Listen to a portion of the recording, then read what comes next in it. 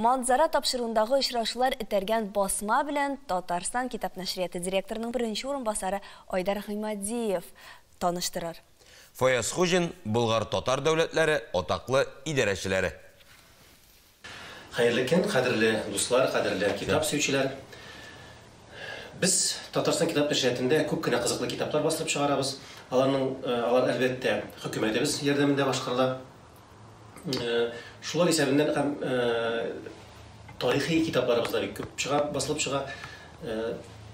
Һәр ел саен 4-5 якын исемдә тарихи китаплар. Шулар арасында менә өр-яңа гына басылып чыкты. Ул да булса атаклы танылган галимебез Фаяз Хужинның Болгар татар дәүләтләре атаклы идарәчеләре дигән китабы.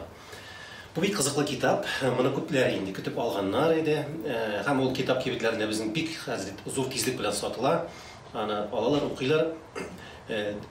Бу фәнни китап булса да, ул бернинди дә теге фәнни монографияны хәтерләтми, ул шундый кызыклы, аңлаешлы тел белән язылган. Моны инде хәтта мәктәп укучылары да алып укырга мөмкин үзенә. Кызык итеп язылган ул. Һәм бик биректә иң мөһиме аның эчендә мәгълүмат бик күп. Тарихи мәгълүмат. Бу инде безнең яра кадәр беренче меңьеллыктан алып, хуннардан алып, Төрки калганлыкка хәтле аннан алга таба Җучи улысы һәм Казан ханлыгына хәтле шушы чорнат шу дәвренә аңлатырган, ягъни безнең шушы без татар икән, безнең шушы милләтебезнең, телебезнең язмышы, тарихыбыз, алар менә бөтенесе дә шушы китап эчендә урын алганнар. Китапта күп кенә төсле рәсемнәр, репродукциялар, фотолар бар, алар белән байтылгандыралар. Һәм без бит инде менә тарих сөючеләр өчен бигрәк тә сорау калдырган моментлар бар. Нишләп без чынлап та, мәсәлән, без күчмә халык булганмыбыз, безнең бурын бабаларыбыз, әллә утырак тормышта булганмы? Чөнки моннан да фактлар бар кебек, тегеннән дә фактлар бар кебек.